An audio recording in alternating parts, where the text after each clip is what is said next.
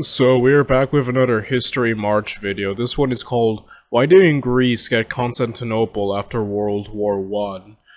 And I think we kind of covered some discussion about Greece and well, obviously there's Turkey. Like after World War One, the fall of the Ottoman Empire, and then eventually the rise of Turkey.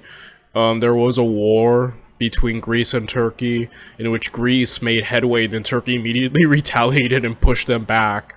We saw that in the map video, like the Greco-Turkish war, and essentially it got to the point where, the higher powers that would be kind of just negotiated and then just kind of established the borders, and yeah, just Turkey had Constantinople. At least that's what I'm remembering.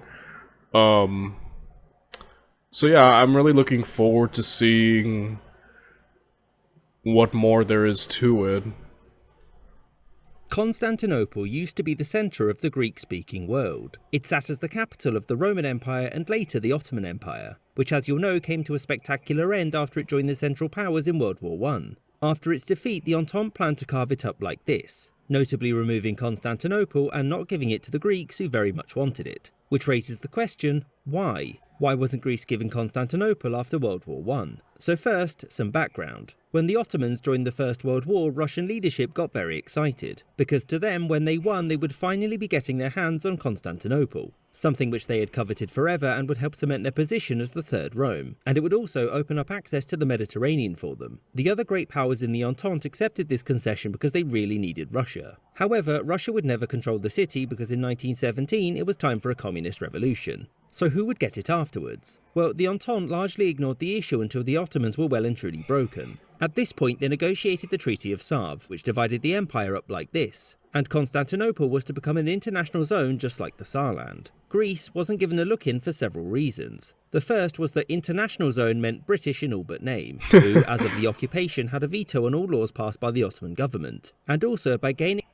Yeah, that makes sense. When we saw the Cyprus video from Kings and Generals, Britain was awfully involved in the conflict with the Greeks and the Turkish. So, that makes sense now to me. Yeah, the British, would be there.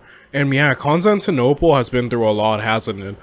I think at the time of classical Greece, it was under the Greece, it was a part of the classical Greece era map. And then obviously the Romans had it, and then, the Byzantine era of the Romans had it, and then the Ottomans. So Constantinople is quite a rich city, and now obviously the Turks have it. So it's been through a lot. It's been a lot. There's been a lot of regime changes, if you would. You know what I mean with this place. In Constantinople, Britain would have control over every entrance to the Mediterranean, which sounded very useful to them, and thus it was not something that they were willing to give up. The second reason was that Greece wasn't seen as important enough to own the city. Constantinople was one of the great cities of the world, and Greece was a reluctant ally which wasn't exactly on the best terms with the Entente. Yeah, also, I guess Greece isn't as powerful as the other great powers, like Britain and whatnot. So yeah, I would imagine that due to that probably I would imagine, right, have to kind of play a factor. You're not in the big boys table kind of sense. At least that's what I would imagine they would be treated as. The Greeks had pushed to gain this territory, collectively known as the Megali Plan. The Entente were content to give them some of this, but Constantinople was a step too far, whose inclusion would have made Greece into a middling European power overnight. Furthermore, the victors didn't quite buy Greece's claim to the city under the guise of them being the successors of Byzantium. British leaders saw Greece not as the continuation of an ancient legacy, but as a modern nation-state like Romania, and one whose German king had no right to claim the inheritance of Rome. And the third reason is the really important one. The Turkish had other plans. Whilst the Ottoman government begrudgingly accepted partition, the Turkish people did not. Resistance movements sprang up quickly and soon came together under the leadership of Mustafa Kemal. He defeated the Greeks in the west, who had landed to take control of their new territory, as well as the French in the south. Kemal marched on Constantinople, where he was presented with an ultimatum: withdraw or face total war, which the British government was happy to do alongside their steadfast allies, who had just abandoned them since this wasn't seen as important enough, and also everyone had had enough of war at this point. As such, Plan B, resign and let your successor deal with it.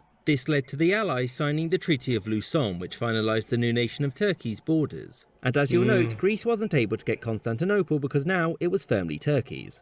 I hope you enjoyed this episode. Okay, there were many factors there that I really liked. He explained, obviously, you know, I think the most important one was they didn't see the Greeks as some continuation of the, you know, the classical empires and whatnot, but just kind of modern, like anyone else. Like, he mentioned, like, Romania, which I find interesting. Yeah, the perspective there was just like, oh, I don't know, we won't treat you like anything too different. Obviously, there's also the idea of we don't want you to just suddenly become a middling power, like get too powerful basically overnight, right?